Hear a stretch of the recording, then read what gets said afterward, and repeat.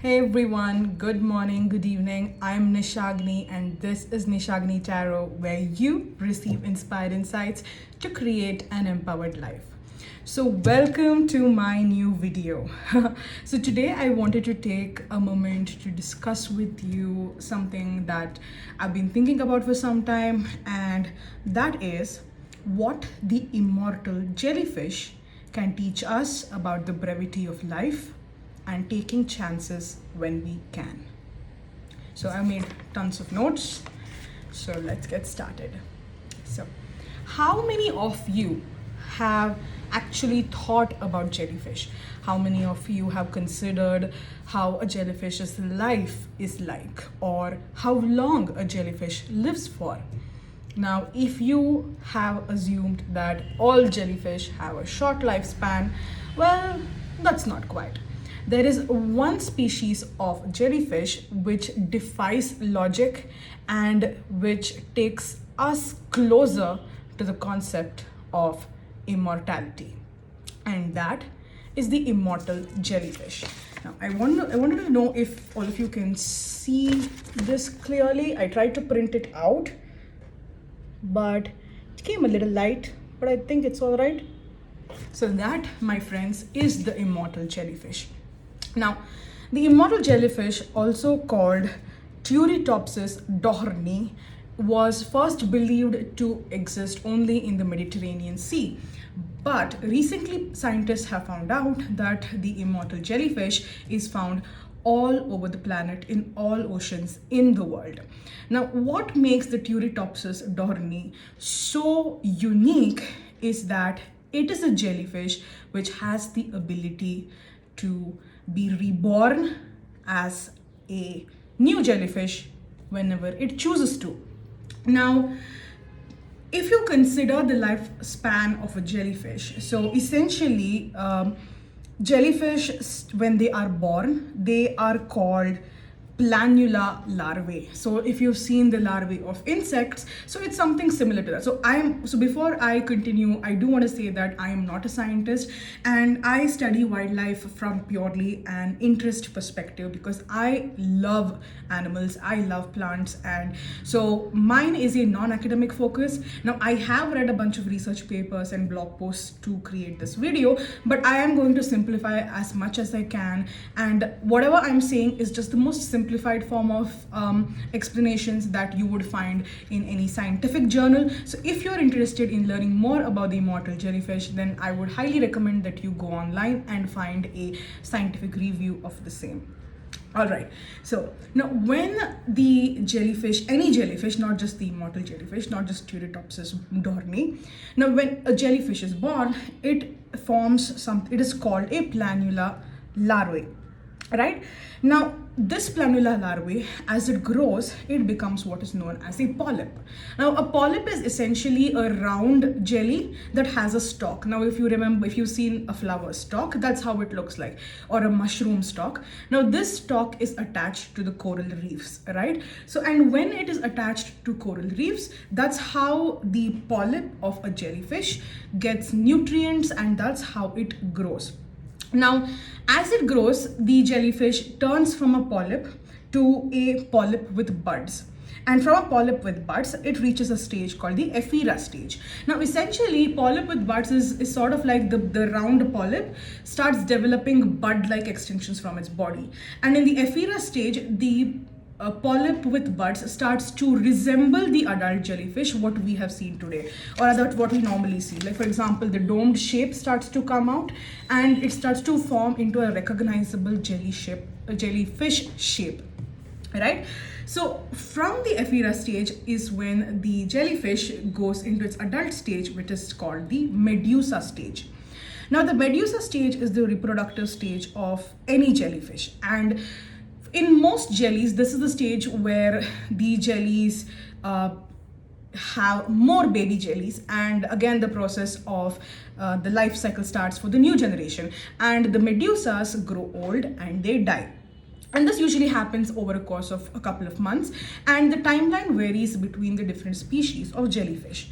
So in most jellies, you would see that the medusa is the final stage of life cycle, and the jellyfish essentially perishes, but not Turritopsis dohrnii. Now, Turritopsis dohrnii has a very unique feature where it can reverse its age and go back in time.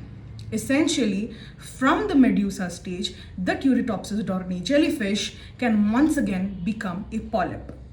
So it's sort of like us as adults choosing to go back in time and becoming a baby. So we have a do-over, right? So this process of going back in time, and or rather, I wouldn't say in time because time doesn't really change. It's more of changing the state of being, changing your state of matter. This process of going back in terms of age, of aging backwards, is what is called transdifferation. Right? So transdifferation essentially is where you have a specific cell and that is being used for a specific person in this body, right? So for example, there is a cell that the Turritopsis dohrnii has, which for example might make up one of its tentacles. So for example, it might make up one of these thin tentacles that you're seeing over here, right? The small lines. So it might be used to make that tentacle, right? But when the transdifferation process takes place, that is when the jellyfish starts to age backwards, the same cell is recycled and reutilized to make up another tissue. So for example, the stalk. So like I mentioned, the polyp is basically like a round blob which has a stalk which is stuck to a coral reef, or rather which grows on a coral reef. So instead of a tentacle, because since it's a polyp, it doesn't really need those tentacles yet, the cell that makes up those tentacles get recycled and reutilized to become a stalk. So this is just a very basic explanation that I'm giving. Even scientists are still undertaking research into the transdifferation process in immortal jellyfish. So we have just a bit of information, but there's not much has come to light yet. So, but this is the most simplified way I can give you an example of how the transdifferation process works. So in this way, the immortal jellyfish by default sort of becomes, or theoretically becomes, immortal because it can keep going back and forth between the polyp to medusa and again back to polyp, and the cycle keeps repeating. Now usually and this is why it's called the immortal jellyfish. So usually when the immortal jellyfish does this transdifferation process, it undertakes it when it is experiencing immense stress. So this could include, for example, the jellyfish is really hungry and it doesn't have anything to eat for days, and so the body of the jellyfish starts to shut down, and to prevent itself from dying, the jellyfish transfers itself from the medusa stage and back to the polyp stage. It could be also because of changing ocean temperatures, right? So if there is a temperature or some sort of a climate change that's happening, or maybe there is a lot of toxin in the ocean because of affluents that companies are putting inside the oceans, right? So when this happens, the jellyfish might turn from medusa to polyp in order to protect itself from the poison or from the high rising temperatures or any sort of oceanic geographical problems. Another reason could be attack by a predator. Now, jellyfish, including the Turritopsis dohrnii, have predators in the form of sharks, seals, and other jellies. So if a predator has attacked the jellyfish and it is injured, not too much, not very severely, but slightly injured, and it wants to recuperate, then the medusa of the Turritopsis dohrnii can transdifferate back into a polyp. So in this sense, theoretically, the Turritopsis dohrnii has the essence of being able to live forever. It started raining. I don't know if you can hear it. Can you? So essentially, now because of lack of research, we don't know for certain what the oldest Turritopsis dohrnii is, right? In order to figure out how long can they possibly live, a Japanese scientist named Shin Kubota collected polyps of Turritopsis dohrnii and brought them back into their lab. So Dr. Kubota then started to try to mimic the oceanic conditions by keeping the polyps in a tank. in order to observe how and when the transdifferation usually takes place. And to stimulate this transdifferation, Dr. Kubota would change the water temperature or add something new into the water to essentially force the jellies to transdifferate, right? Once they became from polyps to medusa, to help them transdifferate. Now, while doing this, Dr. Kubota was able to successfully keep the polyps alive for 2 years, during which time the polyps changed from medusa to polyp and back 11 times. Now, this is a feat in itself, but because we are never able to truly mimic the ocean's conditions in a laboratory setting, the polyps didn't survive beyond that.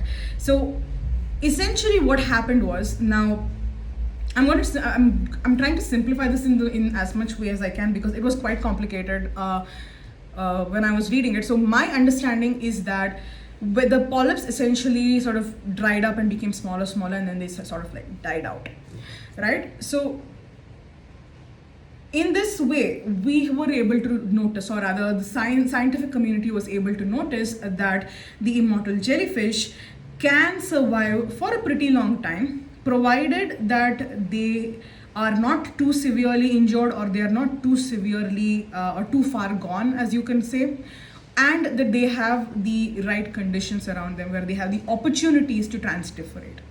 So for example, because Dr. Kubota was not able to mimic the ocean's conditions, that is the natural living environment of the Turritopsis dohrnii, to the T, after being as resilient as they could, that stress of living in a laboratory setting was just too much for them, and they did perish. And this is what is true of the immortal jellyfish, that although it is immortal, it can still die out.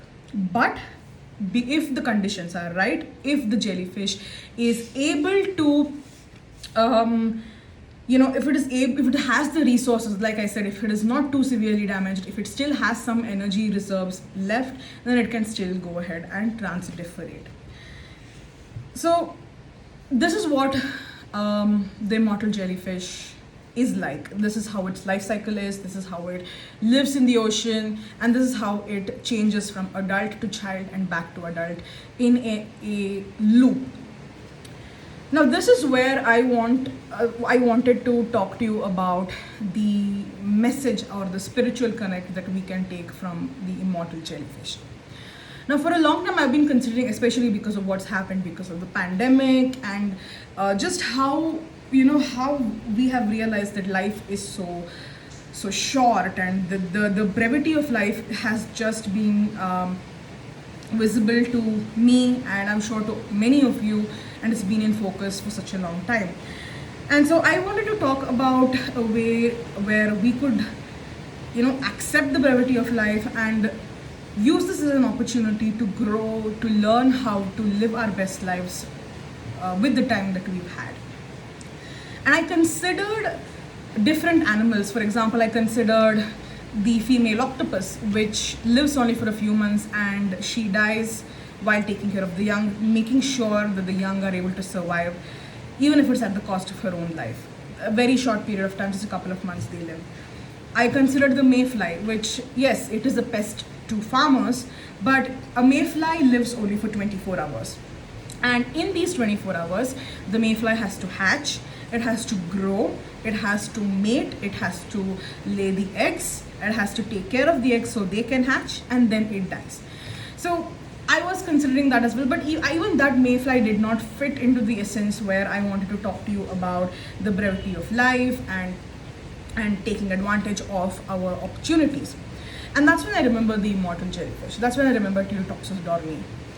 Now the reason I've selected Turritopsis dohrnii to talk about the brevity of life and taking advantage of the opportunities that we have when we can is because this is an animal, this is one of the very few handful of animals on the planet that can actively and consciously, at least based on our understanding so far, based on scientific evidence so far, it is one of those few animals which can actively and consciously analyze the conditions around it and make those changes necessary to improve its condition, to improve its chance of survival.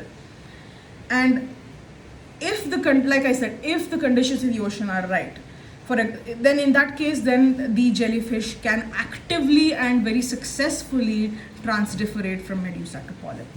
And to me, this really captures the essence of someone who understands that life is unpredictable, life is challenging, but if we have the opportunities, or if we are able to look at our lives and identify those opportunities and figure out that yes, our environment is conducive to our growth, and we take advantage of that environment, if we take advantage of those opportunities and allow ourselves to succeed, allow ourselves to reach our highest potential, then we will be able to achieve that level of greatness that we have always wanted, right? So that is the message that I personally get from Turritopsis dohrnii, which is the immortal jellyfish.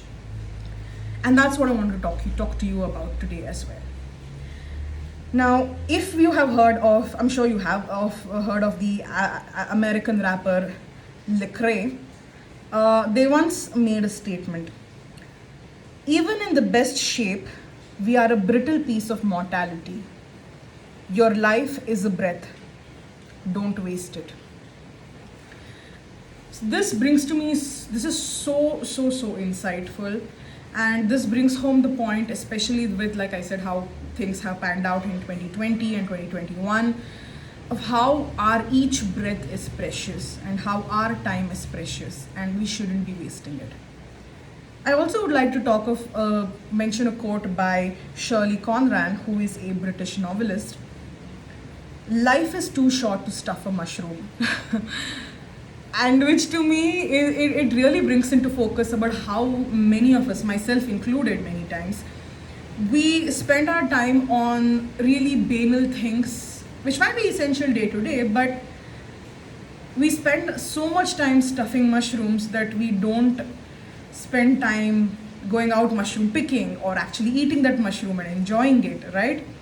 Or maybe trying to pick something else other than mushrooms, and to pushing ourselves to do things that we want to do, we've always wanted to do in our lives, but we've never been able to do it, or we've never had that self-confidence to be able to go out and do it. And this is where I want us to take the message of the immortal jellyfish with us. If we still have that breath, if we still have that vision for ourselves, if that dream is still alive, and if life has offered some sort of opportunity, whether it is career stability or the support of family or that personal drive that we may have, then let's go ahead, chase after our dreams and make it come true. Now, while we are talking about this, I would also like to talk of archetypes, because how we behave in our day-to-day lives are hugely affected and a representation of the archetypes within us. And one of the main archetypes that usually prevent us from leading our best lives is the archetype of the judge.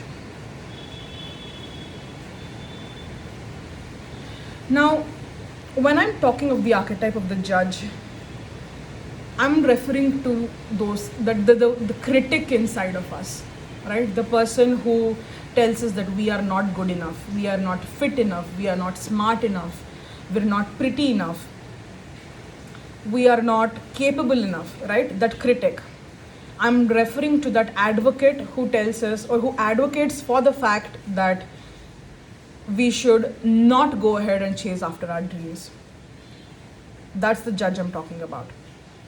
And it's a funny thing, right? Because judges in society perform the role of dispensing justice, of setting things right and allowing people to lead their best lives, lead their most aligned lives, right? They dispense justice, they help people, or that's the role that judges are, technically speaking, in the world chosen to do. Now, the judge archetype within us, do you really think that this archetype is helping us lead our best lives? Just ask yourself. Are you being just to yourself? Are you doing justice to your talents? Are you doing justice to your dreams? Is the judge within you truly helping you dispense that justice towards your life, truly helping you lead a life that is up to your highest potential? Or is the judge being a critic and being an advocate for stifling your dreams and for keeping your talents locked up inside a box and pushing it away in the dark? Is that what we're doing? Now, usually what happens is this archetype of the judge, it becomes really active because of two reasons. One is, of course, societal pressures. Now, whether it's the media, what you see on TV, or what somebody, maybe your loved ones or your friends or your neighbors or whoever it is has actually told you, or the messaging that they have done is that unless you are so and so, unless you fit a certain mold, then you are essentially not fit to do something, right? It's either that, where society actively discourages you from leading your best life, or second, it is the concept of karmic debt.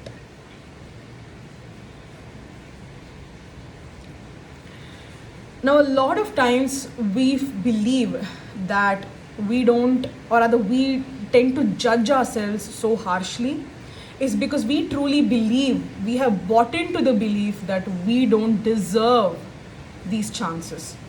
We don't deserve this success. We don't deserve these opportunities. And we don't deserve to lead our best lives. And that is usually what happens. And this is the reason I feel that this has to do with karmic debt, is because we often consider all the things that we have done or not done in the past.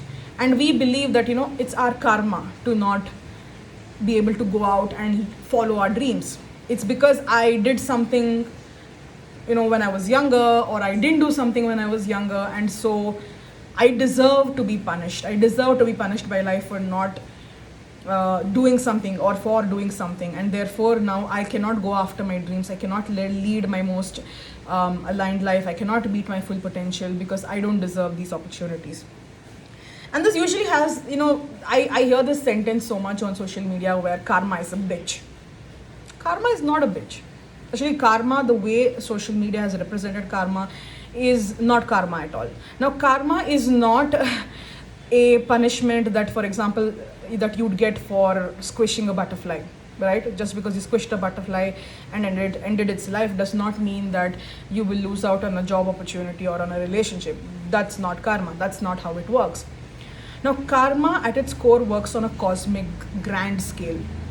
Karma is not just the karma that you create, but it is also the karma that is generated by other people whose energies are acting upon you. So, for example, when you have relationships with your friends, with your loved ones, or with your boss, or whatever you do, every person that you meet, however you interact with them, every interaction generates a karma, both from what you do and plus what they do. And yes, while negative karma does accumulate, positive karma accumulates as well. And for me, this is where karmic debt comes in. So when people say karma is a bitch, they talk of how karma is a source for punishment, wherein when the universe wants to come after you, it comes to collect the debt you owe it, right? That's usually how people perceive karma, that the universe comes to collect the debt you owe it for all the transgressions or imagined transgressions that you may have committed. But here's the thing. You aren't always the person who owes the universe something. The universe also owes something to you. So when the universe comes to you, when universal energies are aligned, they come to settle their debts with you as well. And in these cases, this settling of debt is essentially where they give you the opportunities to take advantage of, where life essentially gives you lemons, where doors are opened for you to walk in and capture those opportunities. So they're settling the debt towards you, your spirit guides, your ancestors, your deities, any sort of cosmic force that you believe in. They are essentially, or even even if you don't want to believe in something much higher, if you have done some good to somebody else and they want to reciprocate that through a positive action, they'd come to settle their debt with you, and that's a karmic debt as well, because they owe you something. They owe you something good, and they give you those lemons, they open up those doors for you to go out and take those opportunities. So don't really be fixated on judging yourself too much based on what you may have done before, you may not have done before. Consider the fact that when something good happens, or when certain elements come together, it is because the universe has a certain plan for you, right? And it's giving you these lemons because it wants you to make lemonade out of them, or a lemon meringue pie, or or whatever else other lemony stuff that you like, right? It wants you to take those opportunities, and that's why it creates certain actions, certain events. It helps you meet certain people for you to go out and take advantage of, or to leverage those opportunities, right? And when I use the word take advantage of, I don't mean it in a negative sense. I mean more in the sense that life is giving you opportunities, so go take it, right? All you need to do is just keep your eyes peeled and try to recognize patterns where you can actually start chasing your dreams and align yourself to the future that you always wanted. And this is where I want you to kind of connect the archetype of the immortal jellyfish, Turritopsis dohrnii, right? This is essentially, well, like I said, so karmic debt, like I said, other people owe you a good deed, the universe owes you good energy, so you are getting that opportunity to be essentially reborn, to transdifferate, you could say, from who you are right now into who you want to be, right? You can start over. You have an opportunity to start over if you just take them. So like the immortal jellyfish, you have the ability to start over, to change from the Medusa in you to become that polyp, so that you can start over again and become the kind of person that you always wanted to be. And this is where I want you to focus on the archetype of the creator, right? This person is the artist. They're the architect of their own lives, the architect of who build their dreams and make them into reality. They are the collaborator who find opportunities to work with others, and who don't just focus on their own dreams, but they also help others achieve their dreams, right? They are those excited souls who want to see what life has to offer, and who are constantly curious to learn, to explore, to experience, and who know that even the smallest acts of destruction are gateways to the largest acts of creation. That is the archetype of the creator. And that is what I want you to channel instead of the judge energy, right? And I would like you to see how this is, right? So when it's sort of like this person is giving you permission, and you're sort of waiting for permission, right? So it's the reaching out, it's sort of like begging, waiting for permission, waiting for somebody else to approve or to validate your existence, to validate your desires. Instead of that, the creator is all about taking advantage of whatever opportunities very proactively. The creator archetype doesn't wait for other people to validate their dreams and desires. They don't wait for people to give them the green signal or go ahead. They pick up that brush, they pick up that hammer, or whatever it is. They deconstruct all those repressive beliefs and debilitating and disempowering structures in their lives. They cut away those relationships that are harmful or toxic to them, and they go ahead to recreate the life the way they have imagined it for themselves, right? Because the creator knows that life is a series of transdifferation, and if things are not panning out the way you wanted them to, you have the opportunity to be reborn again, to transdifferate again, by looking at how you can use any other opportunity that life has given you, or trying to find more creative ways to use the resources that you already have within you, right? They're essentially, creators are like immortal jellyfish. Creators are like Turritopsis dohrnii, according to me at least.